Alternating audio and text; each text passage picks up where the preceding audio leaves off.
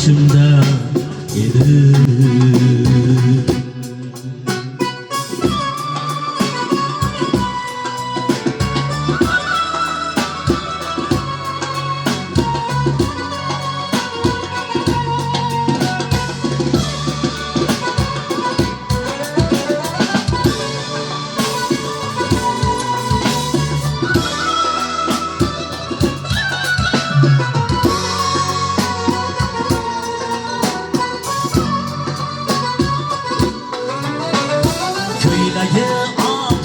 Beg'ubaydı, beni maftun etken bir ifaydı.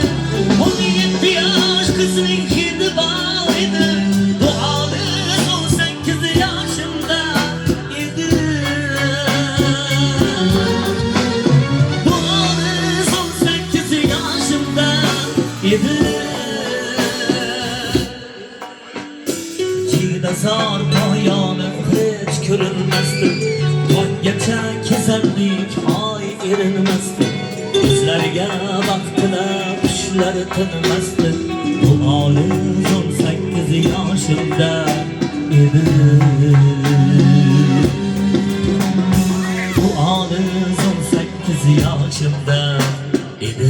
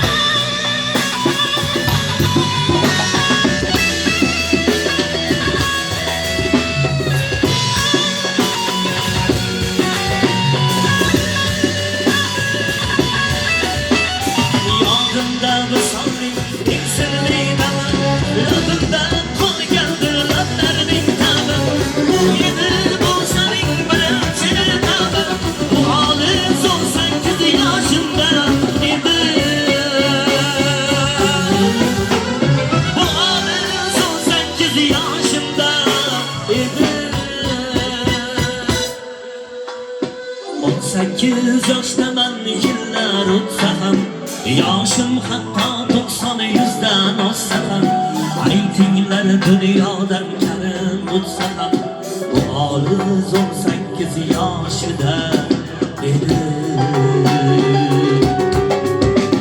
Bu olis 18 yoshida edi. Bir bahor bo'lgandi beqaror edi. Dilga ishq to'lgandi beg'ubor edi. U go'zal kulganda betakror edi. Olis 18 yoshimda edi.